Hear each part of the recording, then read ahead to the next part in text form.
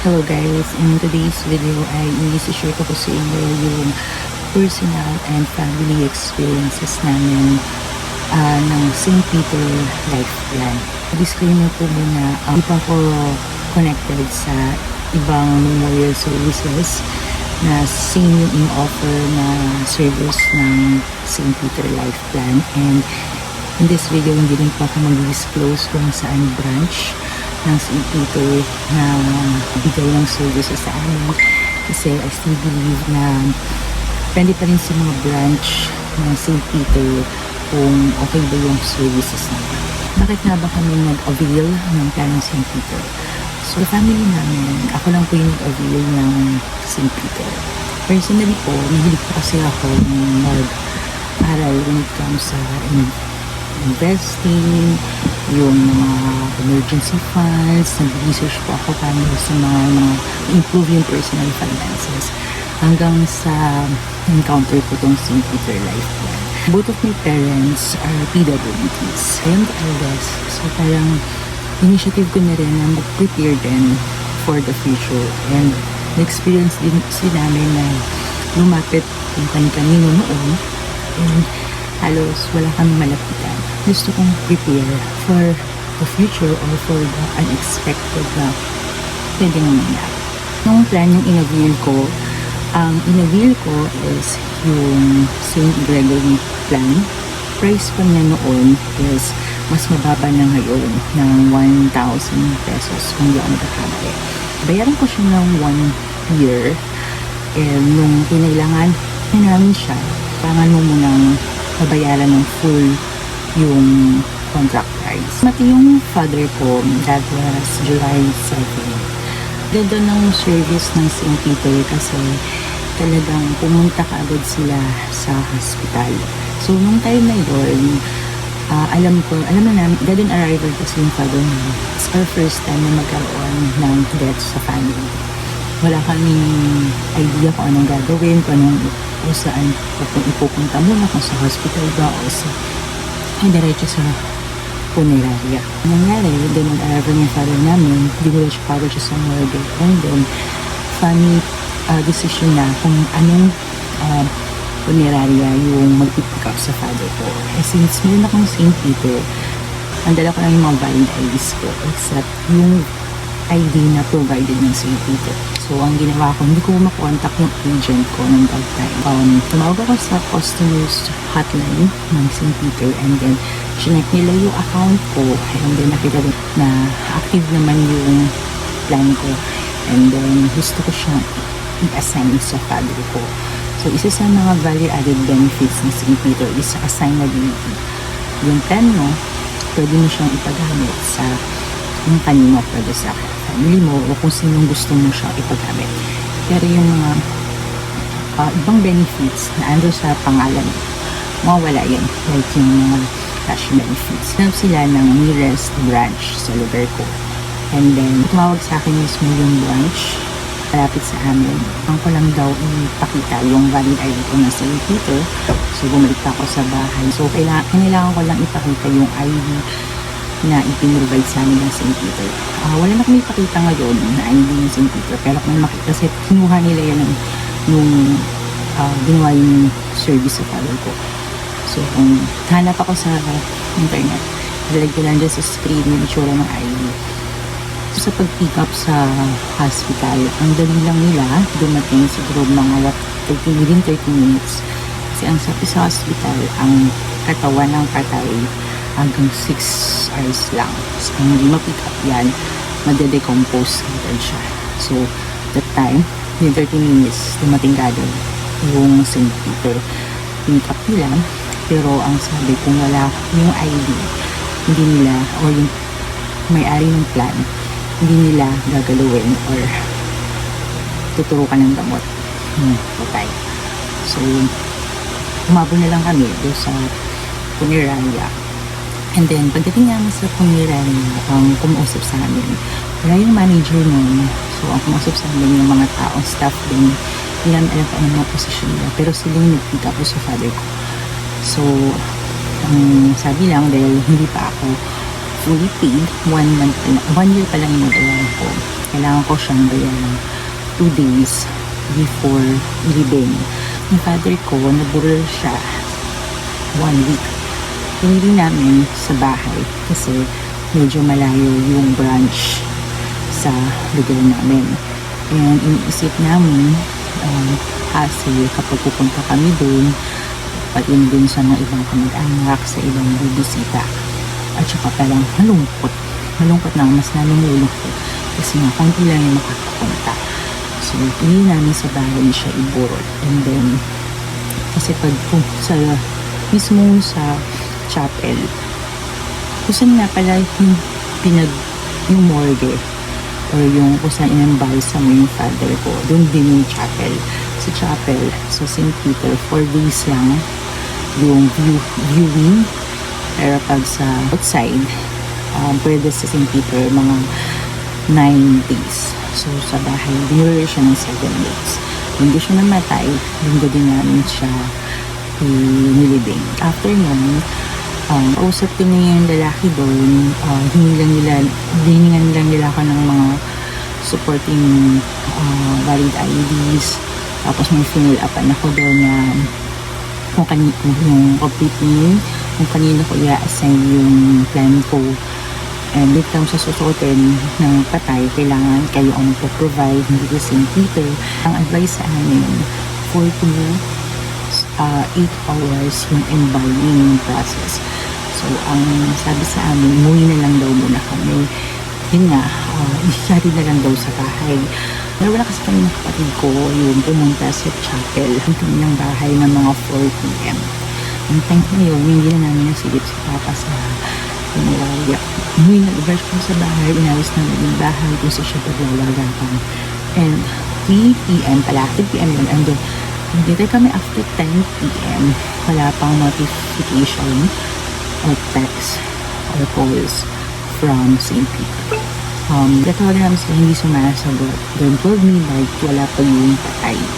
Ang ginawa ko, message ko yung agent.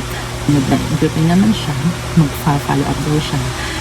Hindi lang siya mag-reply sa akin ng time na yun. Helpful naman yung agent ko ng time na yun. Pero kasi wala na sa kanila dun yun, wala na sa kanilang control yun. Tawa ko, hindi yung kapatid ko, pumunta na sila dun sa chapel. Ang mas napadali sa tingin namin na yung process kasi kung may magbabantay talaga. So, ang mali kasi namin, yung kami ng kapatid ko, hindi na namin sila binantayan. Yung asawa kasi that time, galing pa siya ng province, namatay din sa Siberia. And then pag uwi na, patay na din yung father ko. So, nung araw din na yun, so, gabi na nga rin napuntahan yung father ko.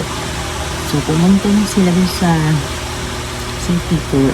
And then, ang sabi sa kanila, kaya natagalan is dahil na mahirap i-drain daw yung mga ugat dahil marami ng bahat. Stroke talaga siya. And peaceful kasi parang natutulog siya nang nangyari. Parang mga 1 a.m. na siya na ihatid sa bahay. So, hindi natupad yung sinabi ng St. Peter na 4 to 8 hours of process. Surprised. Sobrang ganda ng cosmetics sa father ko na kasi yung stroke siya, talagang yung mukha niya nagbago from 55 years old, yung mukha siyang 70 plus. Pero nga, nung dinala siya sa bahay, parang bumata siya, naging 40 plus. Bumalik yung face niya nung medyo mataba pa siya. So, yung maganda sa St. Peter, maganda yung ayos niya ng batay. Dating sa bahay, meron silang isang crown, flower, tapos meron silang standee, yung sinusulatan ng mga bibisita, nakikipagkamay, tapos may mga candle, may lightings, pero kayo maglalagay, provide ng candles, tapos, ano pa ba? Yung tarpaulin, hinabol na lang, yun nga pala, kaya provide kayo ng picture ng patay nyo, and then sa kanila yung tarpaulin, pero maabot siya ng kinabukasan, hindi pa ibigay tarpaulin after pa na kinabukasan namin. So na ano rin kami sa bad feedback namin yun dahil ang tagal may provide yung tarpaulin, and we provided 2 pictures. Ang i-provide yung unang picture, nag-choice namin sila napalitan yung unang picture ng bago. So, hindi nila kami napagbigyan sa request na yun. Pwede pa lang guys, frame or picture. So, kayo ang magpapagawa ng silabas yung ilalagay sa ibabaw ng coffee. Pagdating sa itsura ng kabaong niya, sabi nung nagsabi ng kausap ko nun, tingnan ko kasi how much ba yung pressure ng kabaong yan kung bibilin ng cash. Sabi niya, it costs around 140,000. So, maganda naman yung kabaong ng father ko. Metal yung handle niya and color white. So, fit siya doon sa baong yun pagdating sa height niya. Lamay nga pala guys, ang St. Peter, nagbibigay sila ng tribute doon sa namatay. Magbibigay ko sa kanila ng 50 pictures. Tapos, gagawa sila ng presentation. Nung time na yun, nag-refuse nilang ako magpagawa ng isa.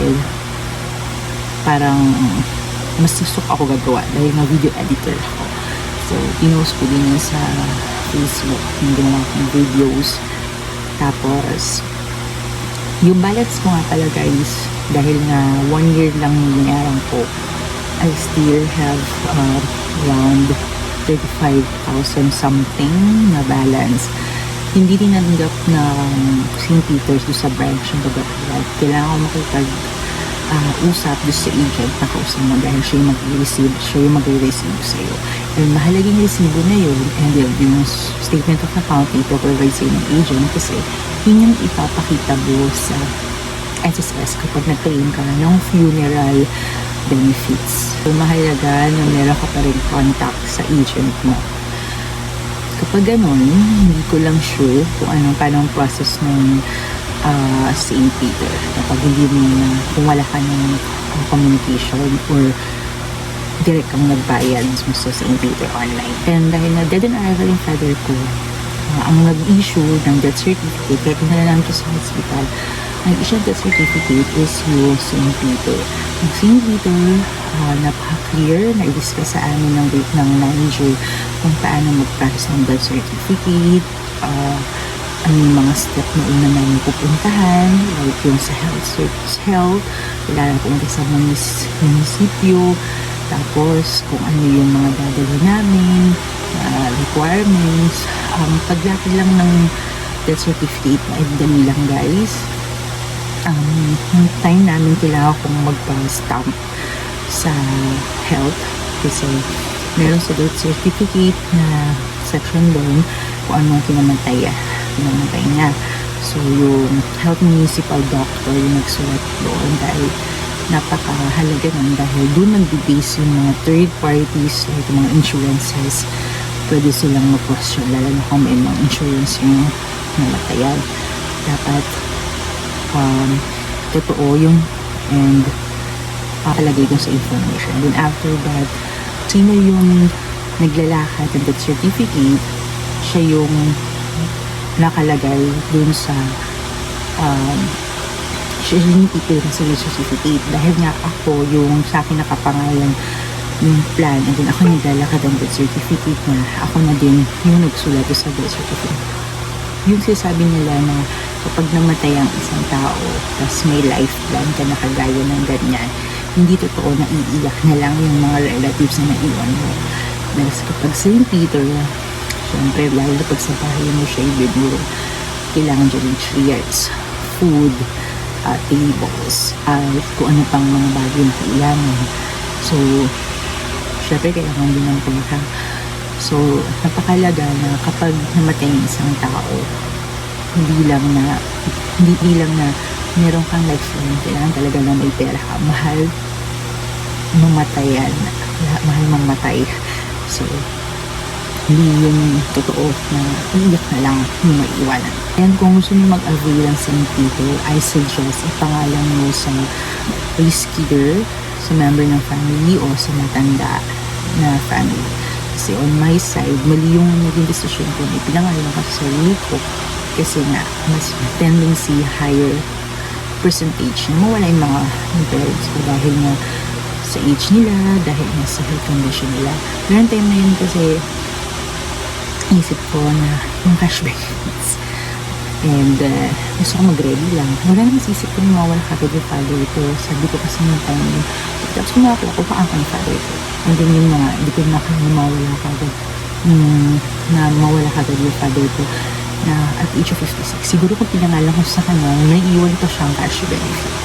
So yun lang yung suggestion ko sa inyo guys. Ipangalan nyo sa matanda sa family nyo or sa na hindi pa umaabot sa 65 years old or sa riskier sa family niya para no hassle. Kasi kung sino yung nakapangalan sa na-plan, siya rin yung maglalakad ng society. And also, maghanap kayo ng trusted at madaling makontact na agent. Kasi after ng service ng senior people, sila yung kailangan ninyo na mga forms. Like, sa St. Peter, hindi lang kailangan nila ng resibo, kailangan nila ng certification na magkano binayaran. So na after 2 days, bibigay sila ng feedback form ni St. Peter. At dito ako bumawi guys. Nung pinadahan ako ng Google Form survey ng St. Peter, nilagay ko din yung mga feedback. Like for example, yung interment, yung hinatid mo sa cemetery yung father ko, yung car nila, hindi siya typical na parang sa mga province na yung car is white. Tapos yung carro, ang sasakyan ng St. Peter is van siya, gamit ito ng St. Peter. Yung sa amin, natatawa kami kasi parang may excursion nangyari and parang namamasada kasi ang bilis na magpatikbo. Doon malapit lang yung cemetery sa lugar namin, siguro mga 10 minutes. Ang bilis niya. And mga pala guys, yung phenomenon ko, yung feedback ko. And sabi namin, ipoprovide kami ng music, ipatutugtog sa father ko. So nabili kami ng USB na may 10 songs. Siguro mga dalawa, tatlo lang napakinggan namin. Simula sa bahay hanggang sa nakating sa church. Hindi na namin napakinggan yung mga music hanggang sa nakarating dun mismo sa cemetery. Yun yung sa negative feedback, tapos binanggit ko ron. And yung manager doon, daling kausap, nakakausap ko sa driver. And after nun, marireceive nila yung feedback mo. And then tatawanan ka nila. Nag-sorry naman sila sa akin, sa service. Pero, sabi ko, hindi lang naman yun ang feedback yun ng buong family ko. Tapos nila, makukuha ulit ako ng St. Peter. Oo, siguro. I-recommend ko ba siya? Oo. Pero, siyempre, may mga pros and cons pa din. Hindi naman lahat ng services perfect and hindi naman lahat ng branch the same. Paganda ka sa St. Peter, may mga valid added benefits siya and madali silang hanapin nationwide. Nakatulad tong video na to, kung meron kayong gusto ng i-message, itanong, comment lang sa baba. See you in the next one.